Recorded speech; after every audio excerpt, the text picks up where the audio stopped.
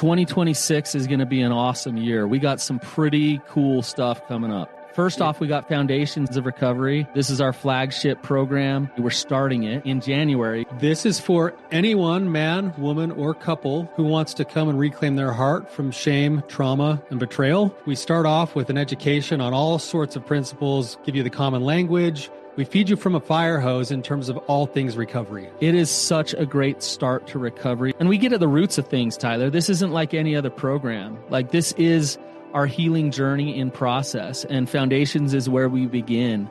If you look at the value that you're getting there to kick off a good recovery with all of the right education, all of the right language, and a team to get you started while also being directed by Brannon and myself through the whole process, what a deal. So if you're interested, if you're struggling, if you've been wanting to do something for a long time, jump into this. This only comes around every so often, and we would love to have you there.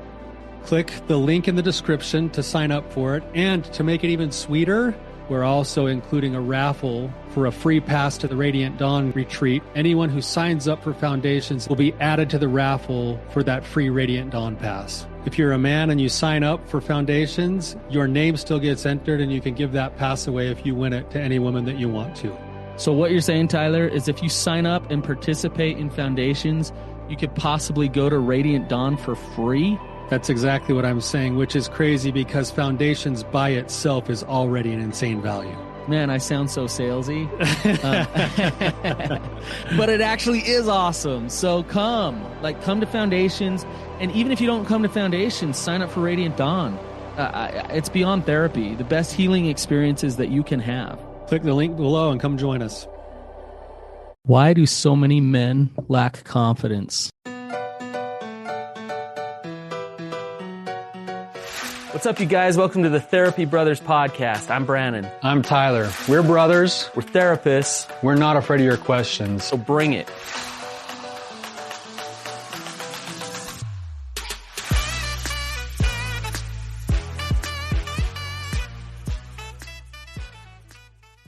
All right, before I answer that question, quick review. It says, Brannon is always willing to tackle the hard stuff and share insights and wisdom, especially when it may not be easy to hear. Love his approach. And I would say the same thing about Tyler. He's always willing to tackle the hard stuff as well. Doesn't shy away. So that's why I love him. I love working with him. And he has such a soft, kind, good heart. Yet at the same time, he'll be honest with people and push people and teach a lot. So I'm blessed to have him as a person who teaches me a lot about how to do good therapy and work with people. So I'm missing him today. He's actually out. He's over on the islands in Hawaii. I'm totally jealous. That's my home away from home. That's where I went to grad school. And I believe he's on the Big Island. So, aloha to him. And hopefully he's getting some good R&R and enjoying the beaches and the sunshine. So I'm going to hold down the fort today. And so because I'm doing this alone today, I decided to just tackle one of the most important topics I believe there is, and also go after one of my favorite topics. And so the question today is, why do so many men lack confidence? And I want to give you a little bit of background as to why I want to talk about this and why I talk about this all the time. I run a practice where I specialize in treating sex addiction. And so if you think about the type of clients that I have coming in, I have all kinds of clients, and everybody's a little bit different, but there's some common themes that come up as I treat sex addiction. And one theme that comes up all the time is that men who are addicted to sex usually lack an understanding of who they really are. They lack self-confidence. They lack an ability to be vulnerable, honest, authentic, empathetic, all of those things, because it's too uncomfortable. And it can manifest itself in different ways. You'll have the guys who are completely shut down. and avoidant of anything vulnerable. You'll have the guys who are completely codependent to their partners and needing love and needing connection all the time. And they're very needy. And they'll be consuming and using their spouse and their partner for their self-worth. You'll have the guys who are workaholics, or they're overly religious in terms of trying to be righteous, trying to be good enough, trying to prove themselves, trying to make enough money to prove themselves. And it's really interesting that I see this day in and day out. And so many men are not confident and don't know who they really are. And I want to talk about the reasons why. And I want to talk about how to start to actually trust yourself, find yourself, and have confidence as a man. The other thing I want to talk about is what happens when you lack that understanding of self and that masculinity as a man. What are the implications in a relationship, and what happens in a relationship? John Eldridge talks about how femininity cannot bestow masculinity. And yet a man turns to the feminine a lot and says, am I man enough? Want me, desire me, let me please you. Let me do these things to prove that I'm man enough. And it's this never-ending appetite of trying to use the woman or the feminine to feel good enough about yourself. And that's what ultimately leads to sex addiction, is turning there and turning to sex and trying to please others in that way and use them for your own self-worth. So let's back up a little bit. Why do so many men lack confidence? Something that I hear about all the time is father wounds. And father wounds are very fascinating because we've all been wounded by our fathers, and all of us fathers are actually wounding our sons. And I hate to say that because I have 2 sons, and I'm doing the best I can not to wound them. But I know that I am, because I know I fall short as a human being. There's things that I don't do perfectly as a father, and my sons are going to feel wounded. Now, the depths of those wounds can really depend on who I show up as a man and as a father for them. But I'm going to wound them because I'm human. Some father wounds are more intense than others. Some father wounds are more subtle yet intense than others, and those are the really tricky ones.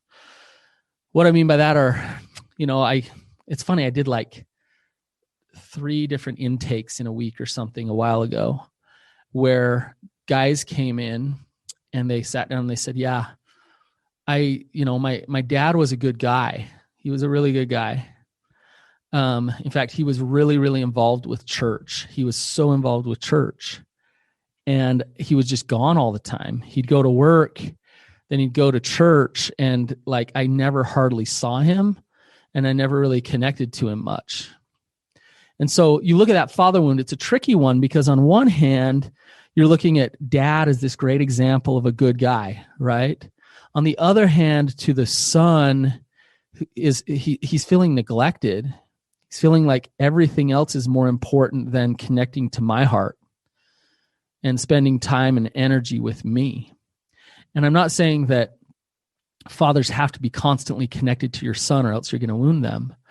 But if you're constantly disconnected and you're constantly somewhere else, even if it's church, even if it's work, if you have a noble job where you change the world for better, if you're gone and you're there all the time, then the son will get wounded. The son will feel like, maybe I'm not enough. And what young boys will do is they'll think, it's not that something's wrong with my dad, it's that something's wrong with me. They'll internalize it. And as they internalize it, they start to create narratives about themselves. I'm not lovable. I need to work for my love. I need to go be the captain of the basketball team, or I need to be the best boy that I possibly can be. Or you know what? I'm not lovable, so therefore forget it. I'm shutting down and I'm disconnecting. I don't need you anyways. But the important thing there is that belief, I'm not lovable, starts to set in. So if the father wound is something drastic like abuse, physical, sexual abuse, emotional abuse, verbal abuse, then those wounds work the same way. I'm broken. You beat me because there's something wrong with me. You call me names, you shut me down and you shut me out because I must be broken. So those narratives and those shame-based beliefs are the things that start to undermine an understanding of who they really are as sons of God. So I say all the time to my clients, I say, look, recovery is not about sobriety, staying sober or this or that. Recovery is about actually recovering an understanding of who you are beyond what your experiences have been, beyond what your trauma has been. And men can get wounded by their mothers too. I want to say that as well. We get wounded by our mothers as well. And those wounds also feed narratives. But the belief about who we are is what starts to cause the breakdown in self, which then starts to cause the breakdown in attaching in relationships and connecting in relationships. Now, I want to talk about a couple of other things beyond just trauma and wounds that break down a man's confidence. High rigidity and low love will break down a man's confidence. So when the system is more important than the individual, it will make it so that the child will feel like, look, I'm not, it's not about me, who I am, and they don't see my heart. They don't know whether I'm enough or not. It's about the system. If I fall in line, then I'm good. I'm okay. So high rigidity is not good for a man's soul. High chaos is not good for a man's soul either, where there's no structure, where it's just like mom and dad aren't around at all, and I just go do whatever I want to do because they don't feel like you're there to protect them. You're there to actually care about them. So there's a balance between that chaos and rigidity, which is structure and flexibility, where a boy can really develop. I have structure, I have support, but I also have autonomy to be me and discover who I really am. Church can actually be a problem for a man's development if they're under the contingency model of God's love, is what I call it. If a boy is taught that my value is dependent upon my righteousness, then what that says is if I sin or make a mistake, then God is going to actually disconnect from me.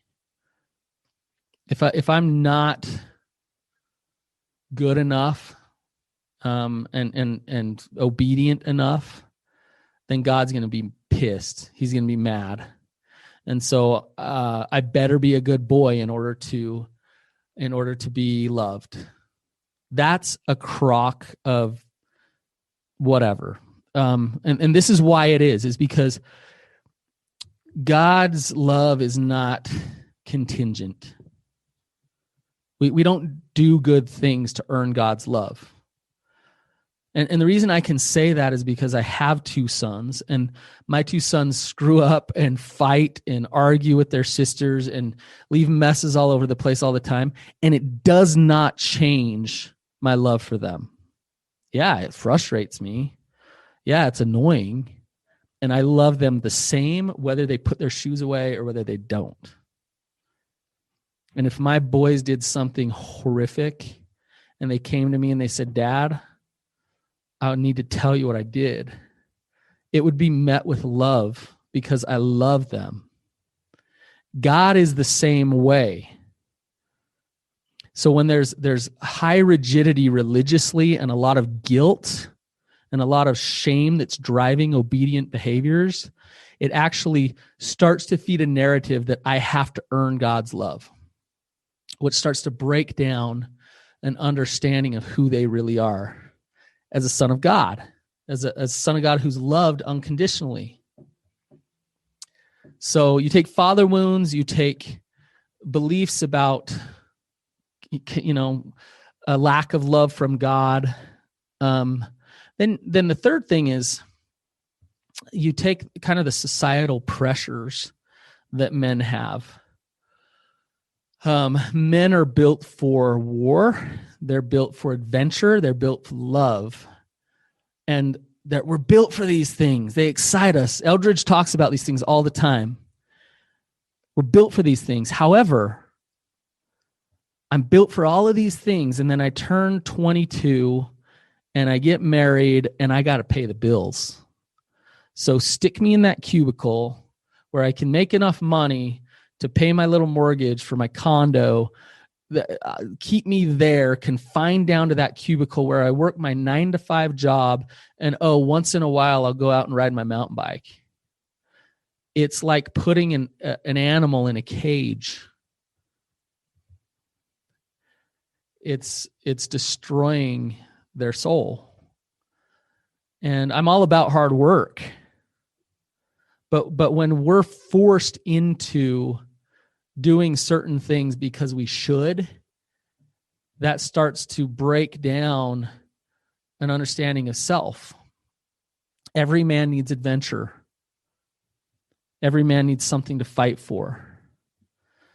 And every man needs to feel alive. So if you're just working to work and you're numbing your life out with soda and food and sex, porn, whatever it is, and that's how you're getting through this life, then you're not living. And you're not actually stepping into your masculinity and being a man. All right, so father wounds, social pressures to perform, religious beliefs and thoughts that feed shame. All of these things start to break a man's soul. And here's the common thoughts that they start to believe. Nobody will love me as I am.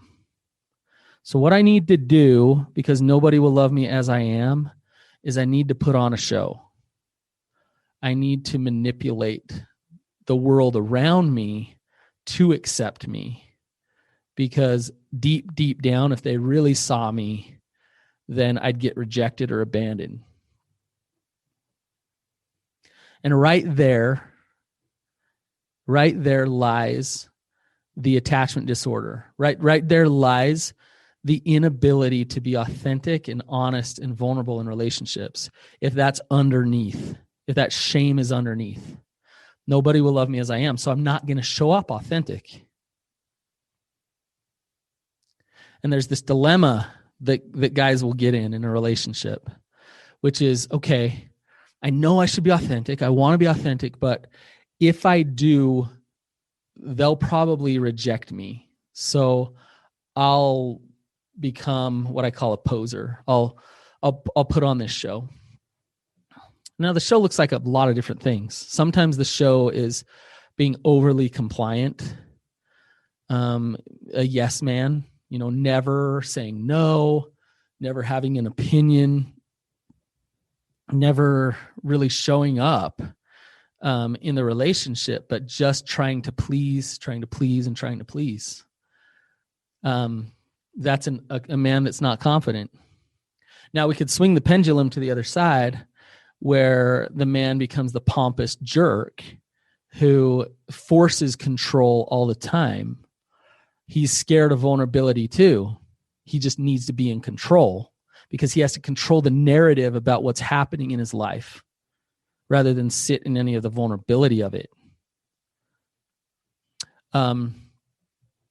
You can hide behind trying, like I said earlier, trying to earn enough money or being good enough at your job or at church or whatever, trying to prove yourself.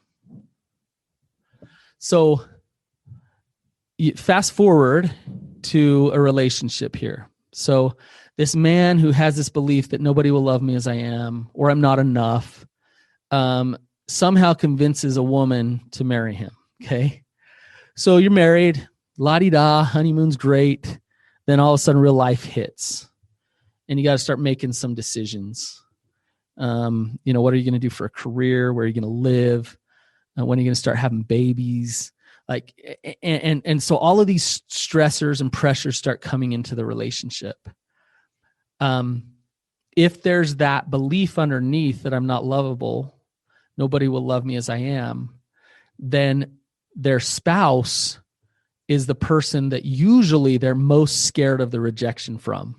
So what that means is that their spouse is the person that they need to manipulate the most in order for them not to reject them. So I really got to put on a show for her.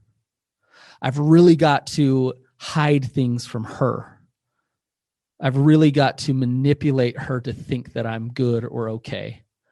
Or what I have to do is make her think that she's crazy and she's bad so that she doesn't reject me. If I beat her down far enough in her own self-worth, then she'll stay with me. What kind of relationship is that? What is that? I mean, that's called consumption. It's called, I need to use my wife to feel validated, to feel enough, and to feel okay. Will never, ever create safety and trust in a relationship. And it's at the crux of everything that Tyler and I see all the time. You think about it, like you're going, you're at a restaurant or something, you have this shame underneath that's just driving all kinds of poser behaviors in your relationship. And you say something at dinner and your wife turns to you and just gives you that look that's like you suck. And maybe she means it that way, maybe she doesn't. But if you already feel like I'm not enough and I'm not okay, how are you going to take that? You're going to get defensive, you're going to shut down, or you're going to try to fix it and get overly compliant. If you do any of those things, what you're saying is that look that she gave me is proof that what I believe about myself is true.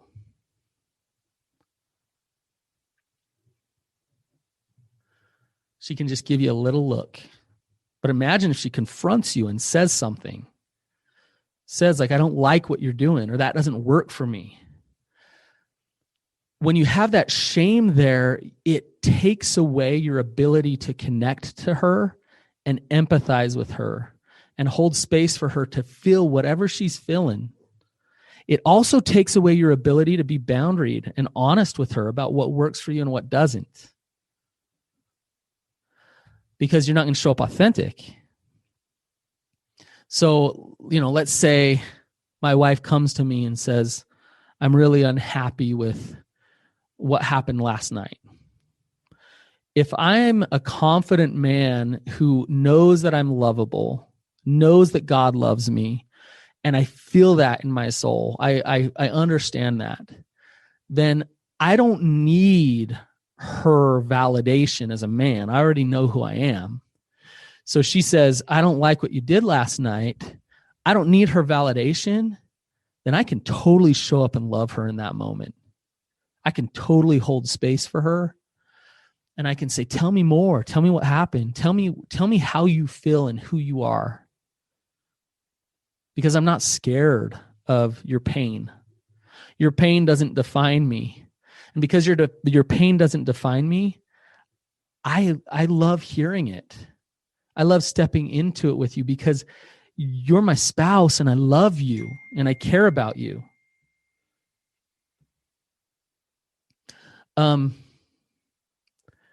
So oftentimes therapy is an interesting thing because people come in and they say, I'm addicted, help me stop. Or we're fighting all the time, help us not fight. And a lot of times what really needs to be addressed is not all these symptoms of what's happening, but what's underneath. How do you view yourself? What do you see about yourself? If I feel like I'm not good enough and my wife gives me a look, it might mean nothing about me at all. Maybe she gave me the look because she was looking past me at a child. So I need to do my own work.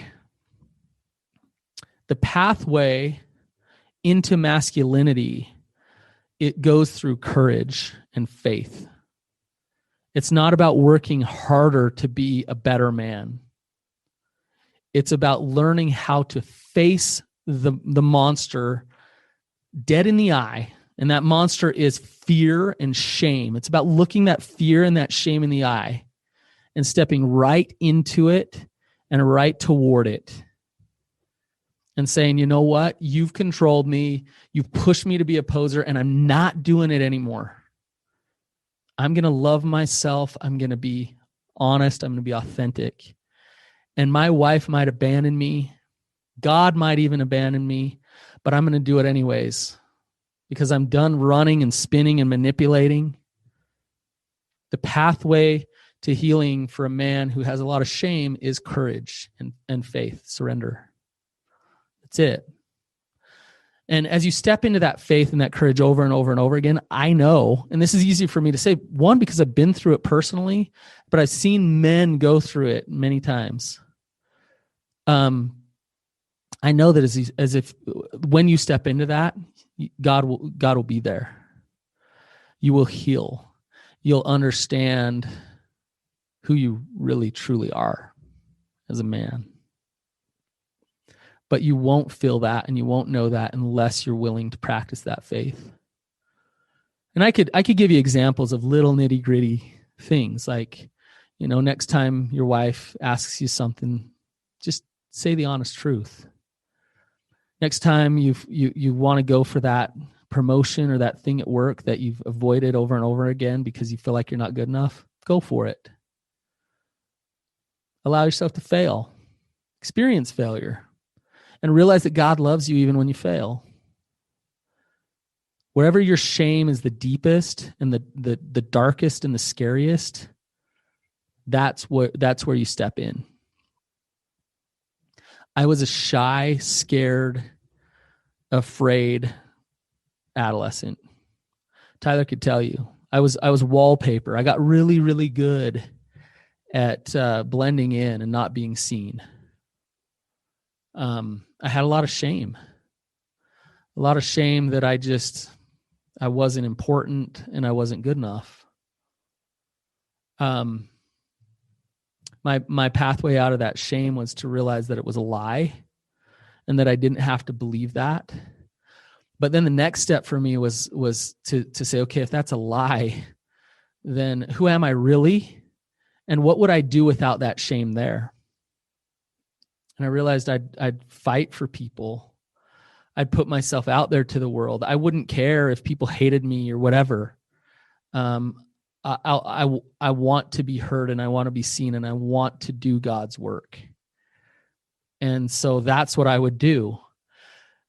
But that old voice of shame comes back and says, nobody's going to listen. No one cares. Shut up. Be quiet, be shy, and shut down. And you got to face that demon, that monster again and again until eventually you realize it is a lie because I felt it, because I've experienced something different. So the shame, the demon, the fear, that's what undermines the understanding of who you really are and you stepping into your purpose for God as a man. And as you do that, your relationship will take care of itself because you'll show up as an authentic person who will build trust and you'll be honest, vulnerable, and easy to connect to in a relationship. All right, you guys. Quick reference. If you haven't read Wild at Heart, I did mention some of his stuff today. And John Eldredge, he's one of my favorite guys, favorite authors, one of my favorite books as well. So check that out. Tyler's also a big fan of his as well. If you guys like this episode, please rate and review it. And if you have any questions, then you can go over to therapybrothers.com. And I'll talk to you guys later. See ya.